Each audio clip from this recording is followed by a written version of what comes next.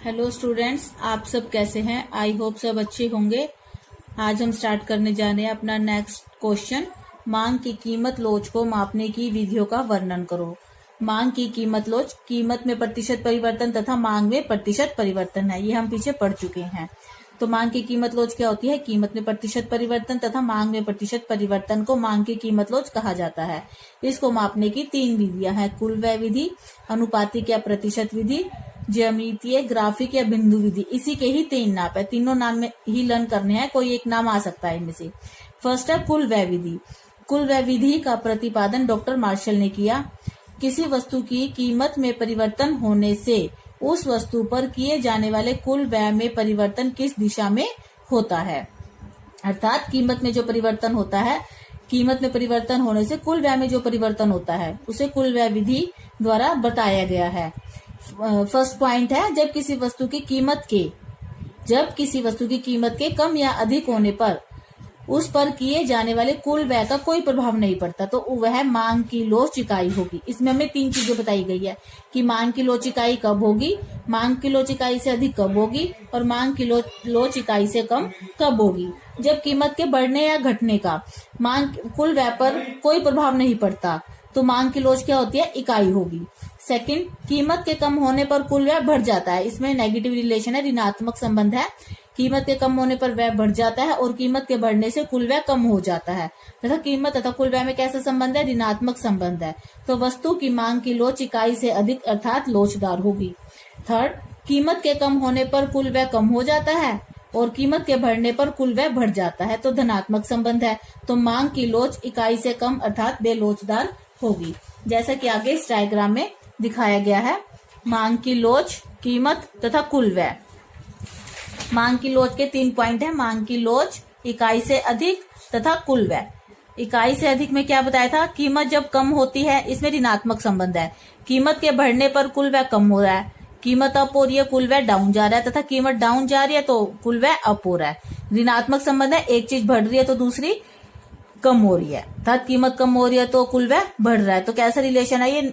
Negative relation है। तो ये किस में है? इकाई से अधिक में।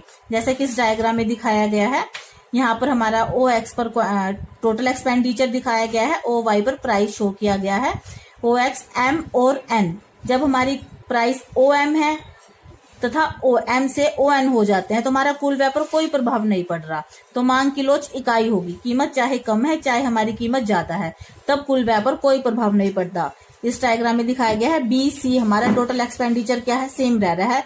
कीमत हमारी कितनी है? ओ एम, चाहे कीमत बढ़कर ओ एन हो जा रही है, तो कुल व्यय पर कोई प्रभाव नहीं पड़ता। तो यहाँ पर क्या है? मांग की लोच इकाई है। सेकंड में बताया गया है, चाहे कीमत ज्यादा हो जाए चाहे कीमत कम हो जाए तो नो चेंज, कुल व्यय में कोई चेंज नहीं आ रहा, तो वो इकाई के बराबर होती है। ईडी इज इक्वल टू में 1 के बराबर है। थर्ड नंबर पर है इकाई से कम। इसमें पॉजिटिव रिलेशन है, कीमत बढ़ रही है कुल व्यय भी बढ़ रहा है, कीमत कम हो रही है तो कुल व्यय भी कम हो रहा है।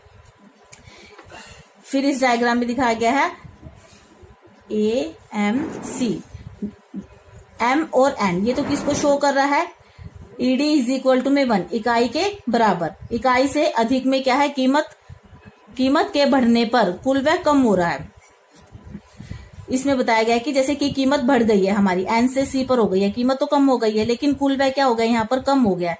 पहले कुल व्यय हमारा एन बी था, फिर कम होकर सी ए हो गया है, अर्थात कीमत के बढ़ने पर कुल व्यय क्या हो गया? हमारा कम हो गया है। तो ये किसको शो कर रहा है? इकाई से अधिक। Elasticity of demand greater than 1।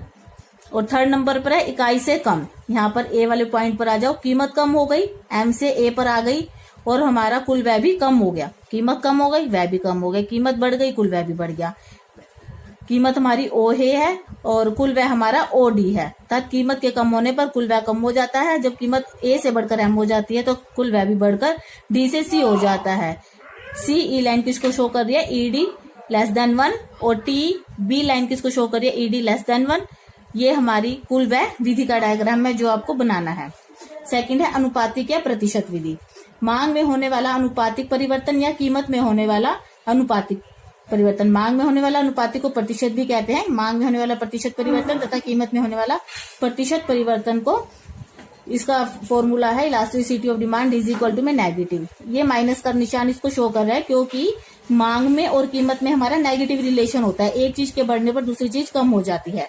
P upon में क्या हो मल्टीप्लाई डेल्टा क्या हो अपॉन में डेल्टा पी, या मांग में प्रतिशत परिवर्तन और कीमत में प्रतिशत परिवर्तन। ये इसके फॉर्मूले में आपके आएंगे। क्या आरंभिक मांग, क्या वन नई मांग है, पी प्रारंभिक कीमत, पी वन नई कीमत। डेल्टा किसको शो कर रहा है, चेंज को। डेल्टा क्या कैसे निकलता है, क्या वन माइनस क्या मांग में परिवर्तन को। डेल्टा पी कैसे निकलता है, पी वन माइनस के पी कीमत में परिवर्तन, डेल्टा चेंज इनको शो करता है। थर्ड है ग्राफिक विधि या बिंदु विधि या ज्यामितीय विधि। इस विधि का प्रयोग किसी रेखा पर विशेष बिंदु की मांग की लोच को ज्ञात करने के लिए किया जाता है। अर्थात एक डिमांड कर दिया जाता है, उस डिमांड पर कहाँ पर मांग की लोच इकाई है, कहाँ पर मांग की लोच इकाई से अधिक है या कम पर है, उस चीज को इसमें दिखाया गया है। ओ एक्स पर क्वांटिटी है और ओ एम पर प्राइस शो किया गया है। ये हमारा डिमांड कर्व है, एम एन डिमांड कर्व है। तो एम पॉइंट पर elasticity of demand is equal to infinitive है और एन पर elasticity of demand is equal to में 0 है। तो ये एक नंबर में आपसे क्वेश्चन पूछा जाता है कि इलास्टिसिटी ऑफ डिमांड ग्राफिक विधि इनमें से ओ एक्स पर क्या है, तो आपको बताना है ईडी इज इक्वल टू में 0 ओ एक्स पर ही शो करना है, और ओ वाई पर ईडी इज इक्वल टू में इन्फिनिटिव शो करना है। पी मध्य बिंदु को शो कर रहा है और उसके साथ ईडी इज इक्वल टू में 1 इकाई के बराबर लोच को भी पी पॉइंट शो कर रहा है। ए पॉइंट पर ईडी ग्रेटर देन 1 जो ऊपर का हिस्सा है, पी बिंदु से ऊपर का हिस्सा और पी बिंदु से नीचे का हिस्सा ईडी लेस देन 1 और पी बिंदु से ऊपर का हिस्सा ईडी ग्रेटर देन 1। मांग की लोच पी एन पी से नीचे का हिस्सा, पी एम पी से ऊपर का हिस्से को शो किया गया है। अर्थात एक मांग वक्र के मध्य में स्थित बिंदु की कीमत लोच इकाई मध्य से ऊपर स्थित बिंदु की कीमत लोच इकाई से अधिक और नीचे इकाई से कम को शो किया गया है। आगे है मांग की कीमत लोच को प्रभावित करने वाले तत्व। इसमें बताया गया है कि कहाँ किन वस्तुओं की मांग बेलोचदार होती है, किन की कम लोचदार होती है।